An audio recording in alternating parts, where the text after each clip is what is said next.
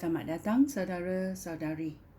Hari ini kita belajar mengenai ucapan dalam iman.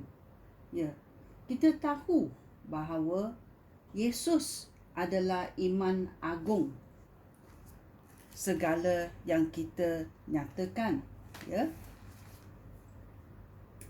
kita melihat dalam Roma babak 9 ayat 16. Roma babak 9 ayat 16 berkata, oleh itu, keputusan Allah tidak bergantung kepada kehendak atau perbuatan manusia, ya, tetapi hanya pada belas kasihan Allah, ya, bukan kerana sikap kita atau kebaikan kita. Keputusan Allah bergantung kepada belas kasihan Allah, ya, bukan mengenai kita, ia mengenai Tuhan, ya. Kerana Tuhan campur tangan dalam kesaksian kita, ya. Itulah kita tahu bahawa Tuhan akan memperolehi apa yang baik untuk kita. Itulah segala perbuatan Tuhan itu adalah ya. Amen. Ya. So kita mesti turut perintah Tuhan. Ya. Dan kita juga ucap bahawa Tuhan itu ada kebolehan luar biasa dan dia boleh menolong saya. Kerana Tuhan adalah iman agung kepada saya, iaitu Yesus adalah iman agung dalam riwayat hidup saya bila saya mengucapkannya, ya. Dalam Ibrani babak 3 ayat 1. Ibrani babak 3 ayat 1. Dia berkata, saudara-saudara Kristian yang dipanggil oleh Allah, cubalah fikirkan sedalam-dalamnya hal ini. Yesus diutus oleh Allah untuk menjadi imam agung bagi kepercayaan yang kita anuti, ya. Yesus menjadi imam agung bagi kepercayaan yang kita anuti. Dia menjadi pembela kita, ya. Setiap kali kita mengatakan sesuatu, ya, Yesus akan menjadi pembela kita, ya. Kalau kita tidak ucap, tak adalah pembela, ya. Dan kita tahu, ya, Tuhan mahu menolong kita.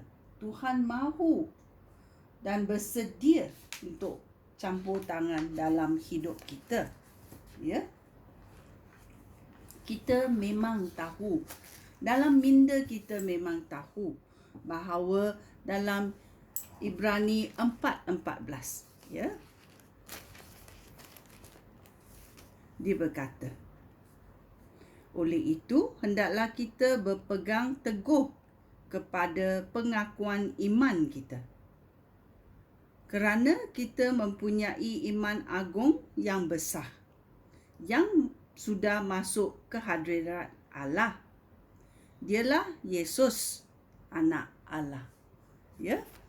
Yesus selepas dia mati disalibkan dan pada hari ketiga dia dibangkitkan dan dia sekarang berada di kanan Allah Bapa untuk menjadi apa? Iman agung kepada kita, ya.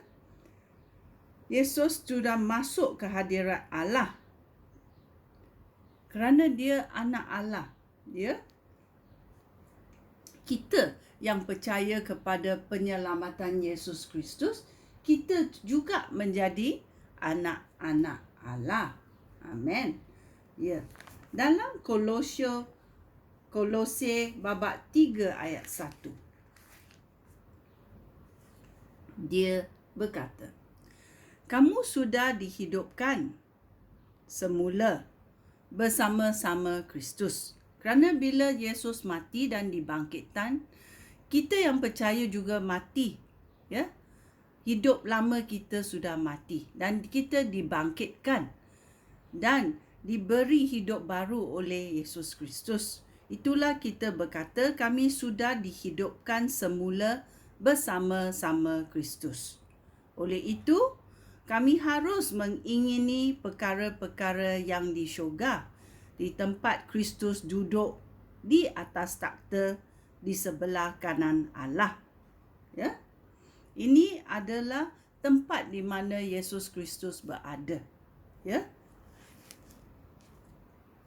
Dalam Ibrani bab 7 ayat 25, dia berkata, oleh itu, baik sekarang ataupun selamanya, dia dapat menyelamatkan orang yang datang kepada Allah melaluinya. Kerana dia hidup selama-lamanya untuk memohon kepada Allah bagi mereka. Ya.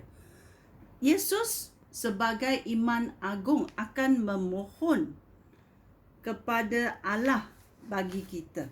Ya. Segala yang kita ucapkan dalam iman, Yesus akan membela kita. Itulah mengapa kita ada iman agung.